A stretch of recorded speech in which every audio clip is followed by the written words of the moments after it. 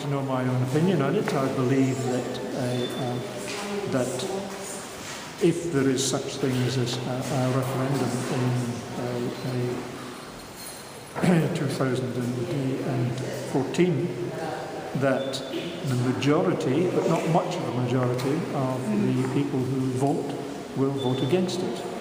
I also, this is just my opinion, believe that the Scottish National Party will not be terribly concerned if they lose that. I see. Why is that? Because you may have heard the phrase, but sometimes the SNP themselves use the phrase that independence is a journey.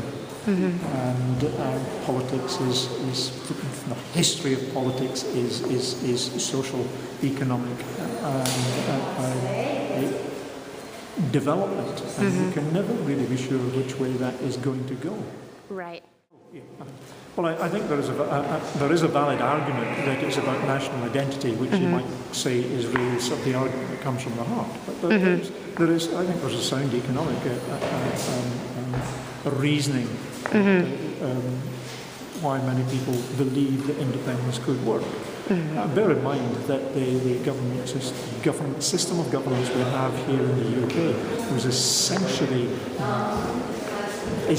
grew out of the development of the British Empire in the 19th century. And in the opinion of many people, it is stuck about 70 to 100 years out of date, and it is not really capable of coping with a modern political change. I believe that we can have a successful country with an independent country rather than within Britain.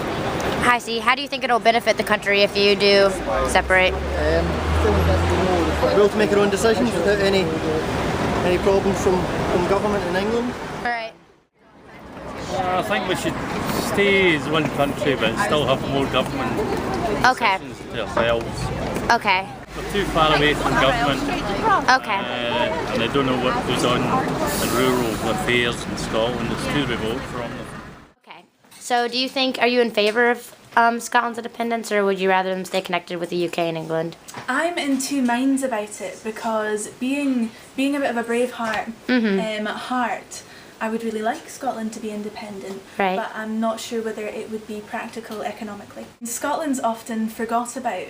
You know, it's considered by the English to just be the north of England, and if you ever speak to, someone from another part of Europe or from the US, they call you English when you're Scottish. You know, it's just kind of in English. Right. So you think Scotland's been kind of underrepresented in the UK? Yes. Yeah, that too, and the fact that Scotland was kind of taken by force.